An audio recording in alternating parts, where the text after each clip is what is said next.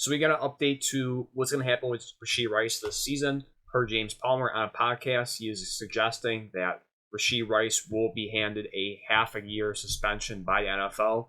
So depending on where the bye week lands, it might be 8 or 9 weeks that the Chiefs might be out with Rashee Rice, which is something that they are accustomed to with lacking great offensive weapons.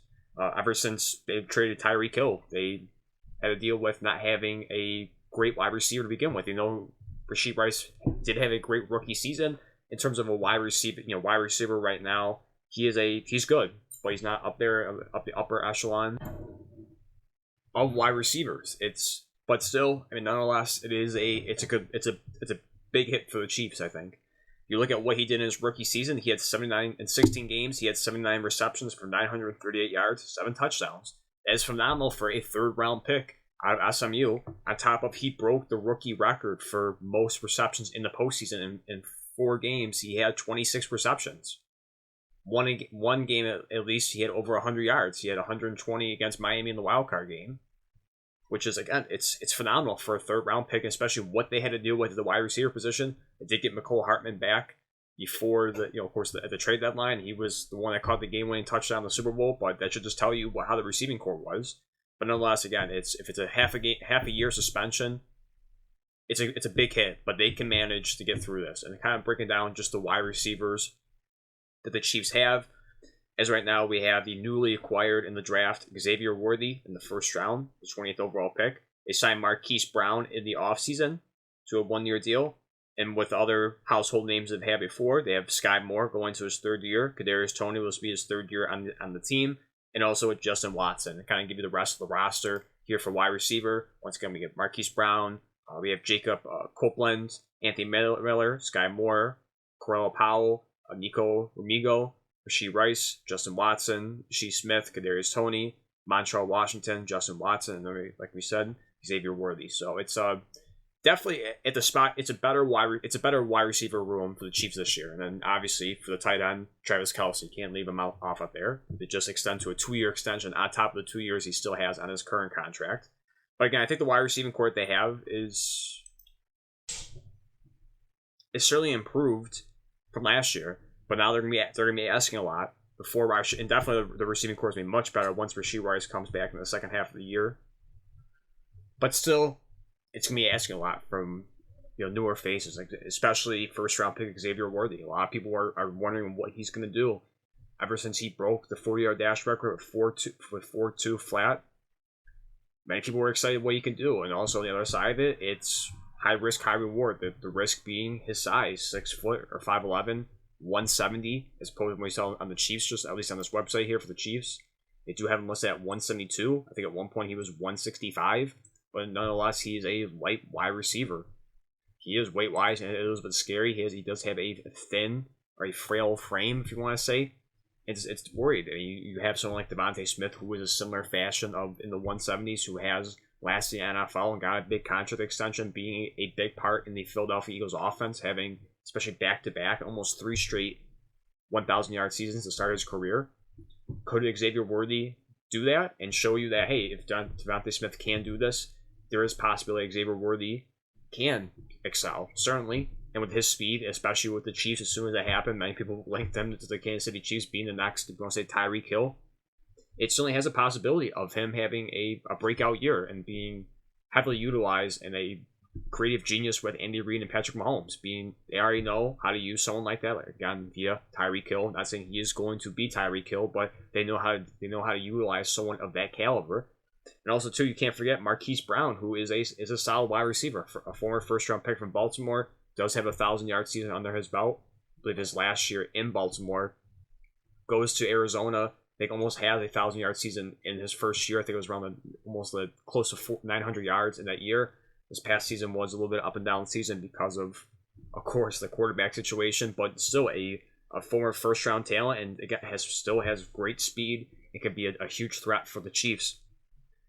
Outside of that, I want to see what's going to happen, especially with third-year, second-round pick Sky Moore, who was supposed to fit that mold. Again, another small speed wide receiver for Patrick Mahomes and the Chiefs offense has not lived up to that. He has yet to even have 1,000 total reception or 1,000 total yards in his career, and has yet to even pass 500 total receiving yards in a season. So it is a little bit worrisome what's going to happen with him. Of course, him going into his third year and the next year in 2025 being the final year of his contract. So far, it's a huge swing and a miss for the Chiefs. So we'll see if Sky Moore can step up and do something there. Kadarius Toney, once again, we know last year, the infamous drops, constantly messing up, the penalties and so forth. I mean, again, it's another swing and a miss where they give up a third-round pick for another former first-round pick talent, but so far it just hasn't lived up to that. He did have his big play in the Super Bowl, the punt return, but again, it's outside that similar set with Sky Moore. Just hasn't done anything, hasn't lived up to what they want them to be. And another one is Justin Watson, who they do utilize here and there, and he does make plays for them when he's called upon. So that is a solid depth wide receiver they have at the wide receiver position. But again, I think that the biggest two I'm really curious about is Xavier Worthy and Marquise Brown, because they're really going to have to carry the wide receiving core, and it's really going to benefit Travis Kelce. I mean, even regardless, before you even step on the field, it is an upgrade from last year. They lose Scantling, of course, the wide receiver too. Who I'm pretty sure is still a free agent, but nonetheless, it's a ton of speed. And once Rashee Rice steps back on the field in the second half, that is going to be a tough trio to stop, really, just based on the speed wise. Rashee Rice has that, Xavier Worthy certainly has that, and Marquise Brown is up there as well for speed. So we know this team's MO, even with the other two not panning out as well. Once again, speed is their MO in this whole offense. So it's definitely going to be really interesting to see what's going to happen, especially with Xavier Worthy, of how they're going to use them. Maybe they didn't want to throw him into the fire right away with not knowing what's going to happen with Rashee Rice, but with him potentially missing half the season, I'm going to be pretty interested to see how they utilize him. Is he going to step in and be the wide receiver one? Is Marquise Brown going to be the wide receiver one? It's going to be interesting how they play that role. But no doubt, I do expect a good season from Xavier Worthy, regardless if when Rashee Rice steps on the field, because they're used to this.